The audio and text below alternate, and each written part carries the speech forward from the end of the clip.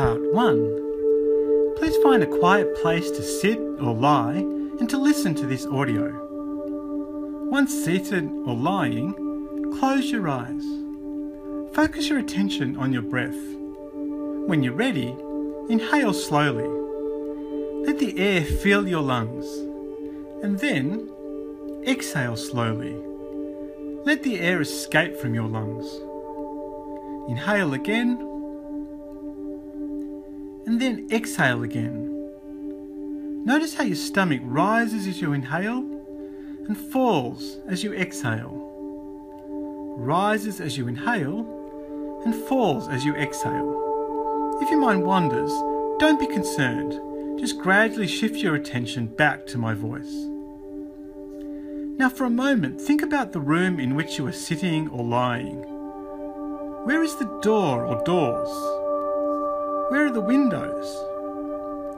Try to visualize the objects or scene to the left of your body. Don't worry if you're not sure. Try to visualize the objects or scene in front of your body. Try to visualize the objects or scene to the right of your body. And try to visualize the objects or scene behind your body. What colour is the ceiling or sky above you, do you think? What colour is the floor below you? Part 3. Now imagine you see a drunk man slumped on the couch in the comfort of his home. In his drunk state, you notice how he struggles on so many tasks. Imagine that he attempts to throw a piece of paper scrunched into a ball towards a bin, as if playing basketball. But the paper misses by several meters. He attempts to retrieve the paper ball from the ground, but clumsily bumps into the furniture in the process. "What was that?" his wife asks. "Just a there," he slurs. Yet despite these difficulties, he cannot initiate some tasks very well. But he can initiate other tasks quite well. Imagine that he can readily push the couch out of his way as he strives to locate the paper ball. He can even write his name quite well on a piece of paper. So why does intoxication impair many, but not all, activities? And what are the brain circuits that alcohol impairs? To a significant extent, alcohol inhibits and thus impedes the cerebellum. The cerebellum is the large spherical section of the brain behind the brainstem. The cerebellum almost resembles a large growth or ball sprouting from behind the brainstem. As you imagine this region behind the brainstem, repeat the word cerebellum, cerebellum, cerebellum. When the cerebellum is damaged, people often seem drunk. But why does this intoxication or damage to the cerebellum impair performance on some activities, like walking steadily, but not on other activities? That is, what is the precise role of this cerebellum? Actually, the role of this cerebellum is still controversial. But one simplification of the argument is the cerebellum enables individuals to respond to unexpected events or objects. Visualize a woman scurrying down a concrete path. When walking, she might need to respond to a large, unexpected crevice or hole in the path. Now, visualize a man speaking to his boss.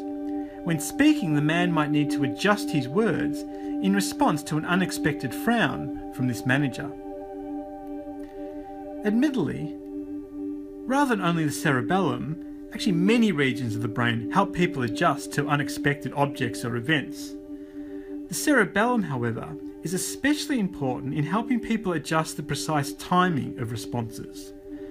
In response to a hole in the path, you might imagine the woman might need to shift to the left precisely 200 milliseconds before reaching this chasm. If the cerebellum is effective, she can shift to the left at exactly the right time. But if the cerebellum is damaged, she might shift to the left too early or too late, and therefore bump into a tree or even fall into the hole. Part 5. So how does the cerebellum help people time their movements precisely? To answer the question, imagine that you are standing behind a man and you scan your eyes from the bottom of his neck to the top of his neck. And then, as you keep raising your eyes, you notice his head begins to jut out towards you. It's just around and below this point is the cerebellum.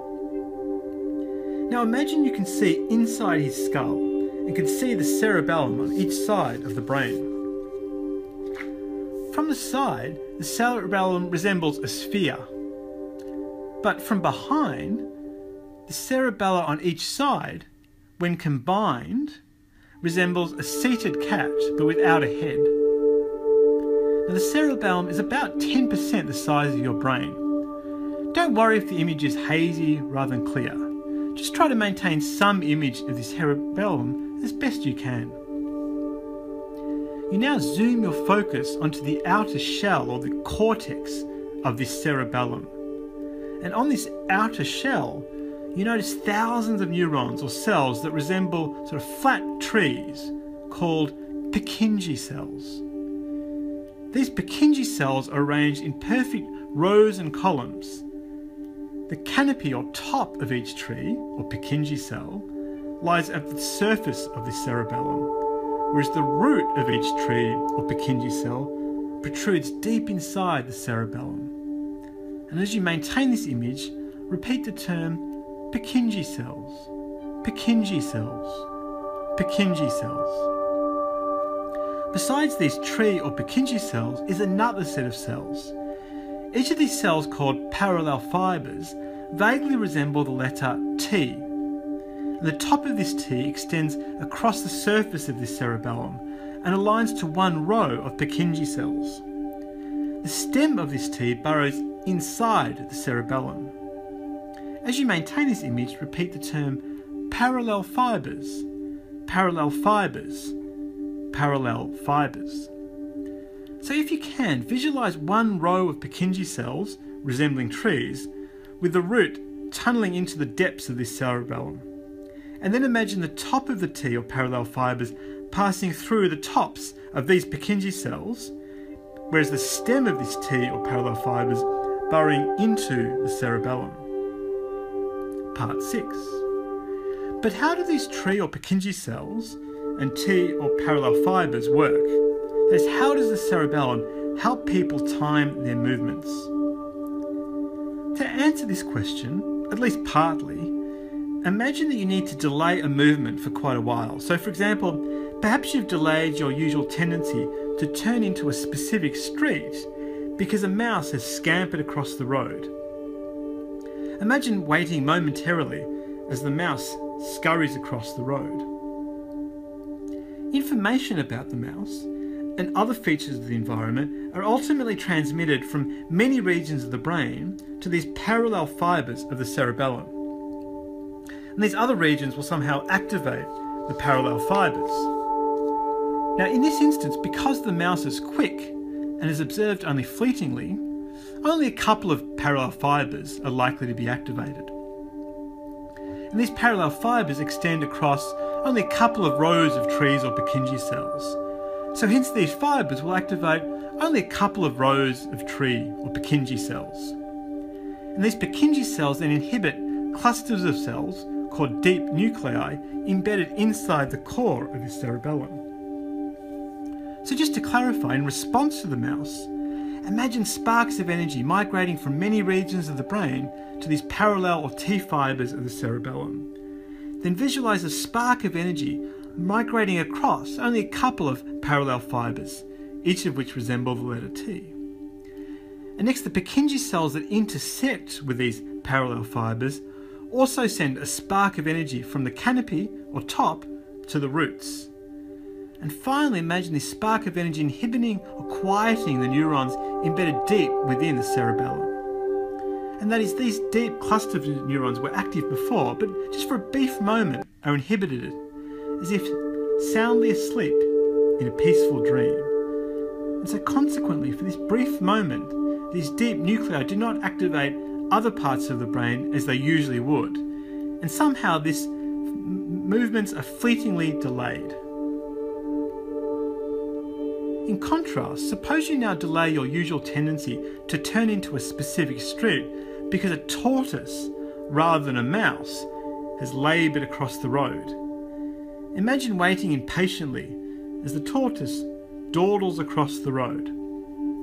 This time, information about the tortoise and other features of the environment are ultimately transmitted from many features of the brain to the parallel fibres of the cerebellum. In this instance, because the tortoise is slow and observed over a longer duration, many parallel fibres are likely to be activated.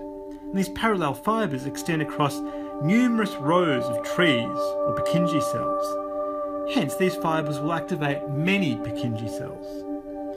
Therefore, in response to the tortoise, you can visualize many sparks of energy migrating across numerous parallel fibres. And next, the thousands of Purkinje cells that intersect with these parallel fibres will also spend a spark of energy from the canopy or top to the roots. And finally, this spark of energy will inhibit or quieten the neurons embedded deep within the cerebellum, but over a longer duration.